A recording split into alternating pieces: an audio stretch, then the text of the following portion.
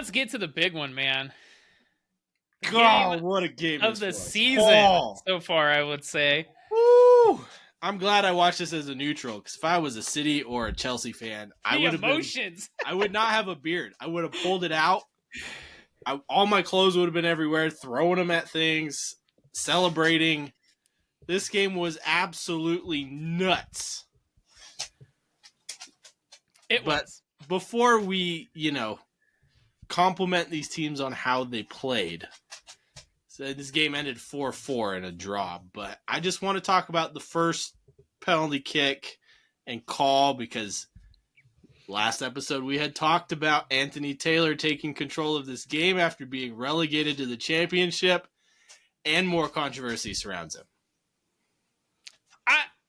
I don't think it's as much controversy. For example, if this game would have ended 1-0 to that goal, then I could see a little bit more controversy, but so I'm going to play devil's advocate a little bit here. I can see why it was given. Personally, I would have let it go and probably not called a foul. But I'm going to tell you why I think it was given. Again, playing devil's advocate here. So you see Cucurella and Holland, they both are grabbing each other, right? Mm-hmm. Holland gets past Cucurella, and then you see him grab him from behind as the ball is coming in. And so I can't shit on Anthony Taylor too much, because obviously he's watching the ball. And so he doesn't see Holland and Cucurella both grabbing each other. He sees when the ball starts to come in, Cucurella grabbing him from behind. And so he gives a foul. And so I guess that's where you would rely on your VAR or your linesman. The linesman should have a clear view of that. He could tell the ref, hey, they were grappling each other. That didn't happen. And so I can't give Anthony Taylor too much fault for that call, because he sees Cucurella grabbing Holland from behind. Holland outmuscles him, outpaces him, gets goal side.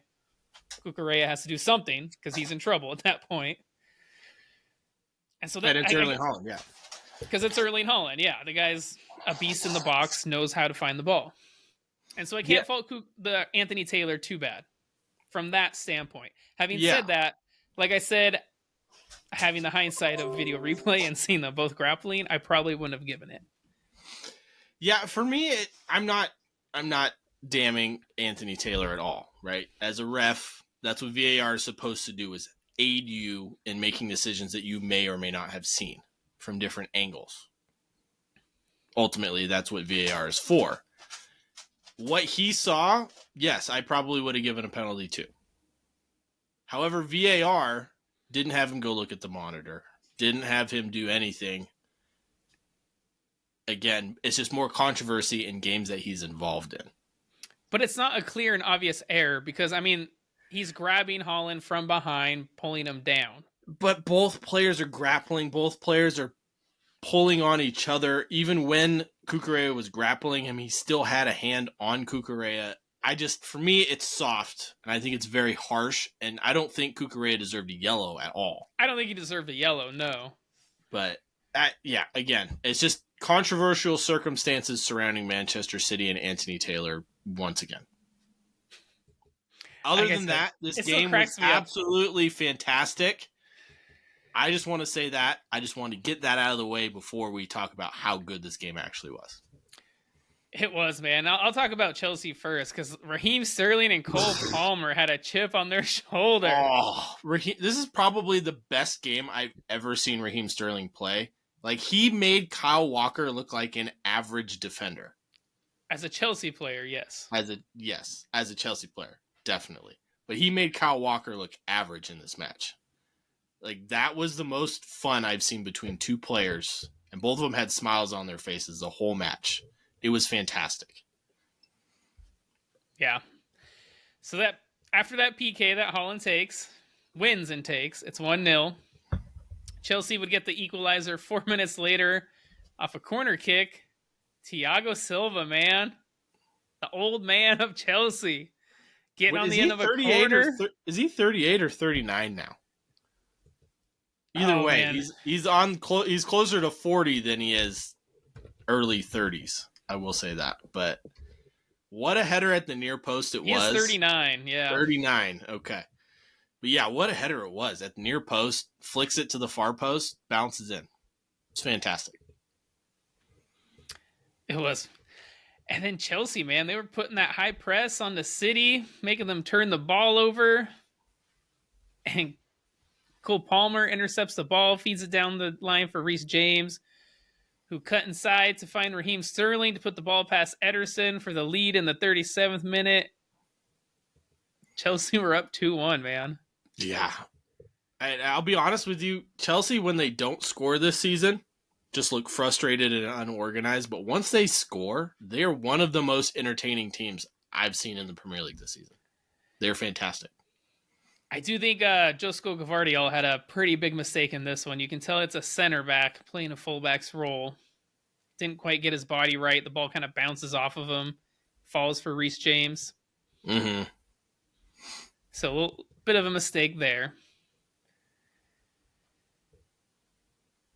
And then both teams, man, would just continue to press. Haaland and Foden were both superbly stopped by Sanchez. I will say, Phil Foden has one of the best first touches in the game, man. 100%. It's some of these cross balls that he just kills, stops dead in their tracks. It's like he's got glue on his boots. Oh, man. It's magical. Most people don't realize how hard that is. A lot of people, here, especially here in the United States, they'll see a quarterback throw a football, 40, 50 yards, put it right there for a receiver to catch. I don't think they understand how that's the same amount of difficulty, just getting that ball just to die on your foot. Just stop. And he makes it look so easy. Oh, effortless. I think that's why people don't think that, because he makes it look so easy. Like, oh, that doesn't look that difficult. But it is. Yeah, it is very difficult. Let's meet up. I'll play a ball to you like that. Let's see how far the ball goes away from you. Yeah. Yeah. It's insane.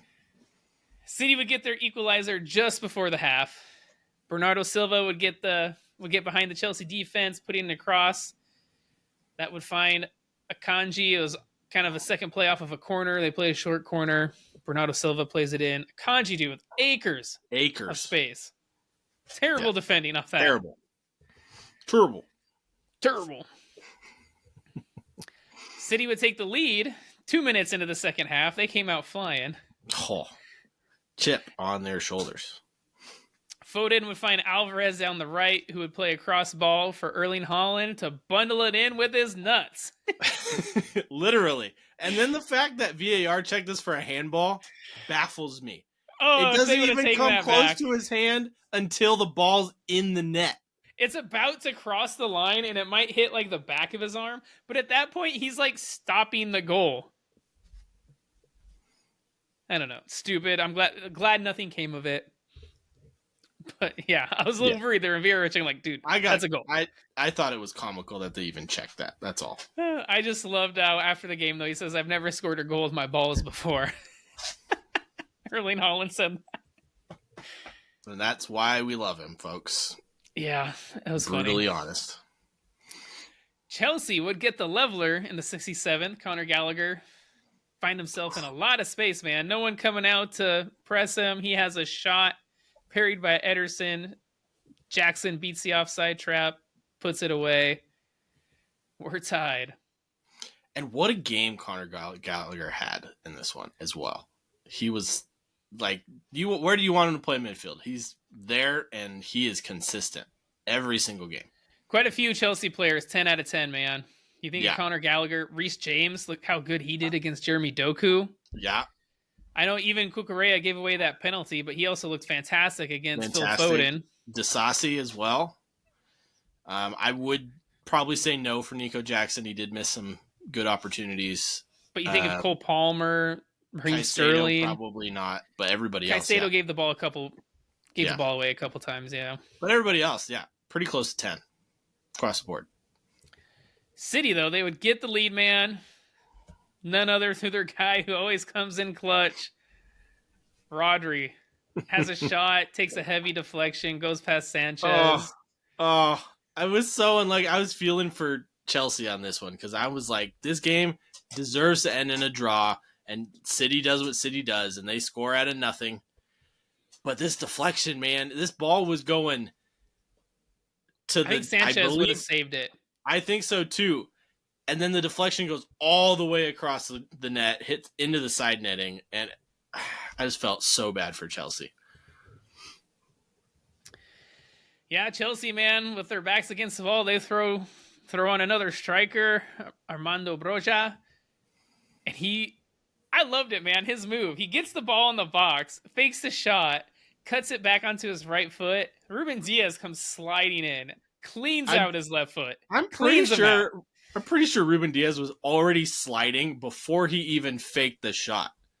Because he came out of nowhere, but he was already on the ground and slid maybe 10 yards. It was a to take him wet out. evening there at Stamford Bridge, so yeah, I'm not surprised. Just sliding along forever. PK Cole Palmer, the former Man City player, the young 20-year-old man. Yes. So cool and collective under pressure. And during this, Balls of steel, dude. this Balls argument of that was steel. happening between the Anthony Taylor and the City players and the Chelsea players, it was like a little brawl. You just see Cole Palmer with the ball 15 yards away, just standing there waiting. Cool, calm, and collective customer, this guy. Yeah. Beautiful. I mean, he scores the PK, coolly tucks it away. Ederson gets the right way. Wasn't even close to it. But I mean, what an ending. What a hell of a match, man. 4-4. 4-4, deserved draw, some tremendous individual performances. And this, if I'm a Chelsea fan, you're looking at this and you're like, okay, this is the new standard. It has to be the new standard for them. Cannot be below this for the rest of the season. We'll see if they can keep it up. I do think this Chelsea team play better against an attacking-sided team. They also play to their opposition. And teams that they have trouble with teams that sit back and try to absorb pressure. They have to break them down because they cannot finish their opportunities. Yeah. Weird. But yeah, they look good right now, man. Their next couple games, they got Newcastle and Brighton and then Manchester United. Yeah. So that'll be fun. With the way that Newcastle and Brighton are playing, could be an opportunity to seize on that. But we'll see. Got an international break first. Newcastle can still get healthy before their next match. So yeah, Chelsea, they sit in 10th on 16 points. Man City stay first, 28 points. But Liverpool and Arsenal right on their heels, just a point behind. Yeah. And speaking of tough matches coming up, City play Liverpool and Tottenham for the next two matches. They do. So, they host Liverpool and then they host Tottenham. And I'm just going to throw it out there, Premier League. How in God's name do you put a Liverpool and City match at 12:30 British Standard Time? How? It's the premier game of the weekend, and you put it as the early game on a Saturday. I'm just saying. You don't want to wake up at 4:30 to watch it? No, I don't. I will, but I don't want to. Okay.